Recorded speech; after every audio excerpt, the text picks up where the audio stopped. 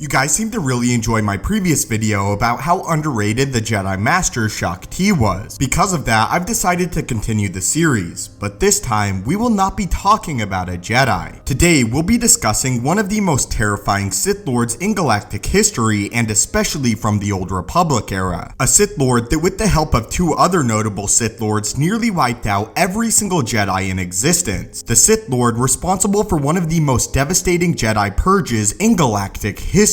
A powerful Sith Lord who studied under some of the most powerful Sith in their own rights. Those Sith like Revan, and before Revan, Exar Kun. The Sith Lord we will be discussing today was unfortunately overshadowed by two other notable Sith of his era, those Sith Lords being Darth Nihilus and Darth Traya. But for today's video of documenting underrated Sith Lords and Jedi, we will be talking about Darth Sion. Originally, Darth Sion was a disciple of the fallen Jedi prodigy Exar Kun. Unfortunately though, when Exar Kun fell, so did Darth Sion. Sion was struck down by a Jedi moments before Exar Kun was defeated for the first time. However, instead of death claiming the Dark Lord of the Sith, anger, pain, and hatred took a hold of him. The literal dark side of the Force refused to let this Sith Lord die, as it brought him back from the dead. Decades later, Darth Sion would find hope yet again in another fallen Jedi turned Sith Master. This Sith Master was Revan and his apprentice Darth Malak. Unfortunately for Sion though, Revan again turned to the light side of the Force, and in his light side killed his former apprentice Malak. Over these two great wars fighting for the Sith though, Darth Sion was killed over and over again. Although he would always return back to life, the pain and suffering that his body sustained was eternal. Instead of attempting to fight through this great pain and suffering, Darth Sion embraced it, and therefore it gave him great power within the darkness. By holding on to his hatred, it allowed him to return to life. The more times he was killed, the more powerful he became. After years of battling Jedi, it was revealed that the Force was the only thing holding Sion's body together, and that without it, he would crumble into a million separate pieces. Darth Sion was such a monster that other Sith Lords considered him a perversion of the dark side of the Force. They believed that the dark side was meant to be elegant and powerful, and everything that Sion was went against this belief. Unfortunately, there is no information on Darth Sion's lightsaber skills, but I believe we can still deduce what forms he used. As I said earlier, Darth Sion learned the ways of the dark side of the Force under two notable Sith Lords, Darth Revan and Exar Kun,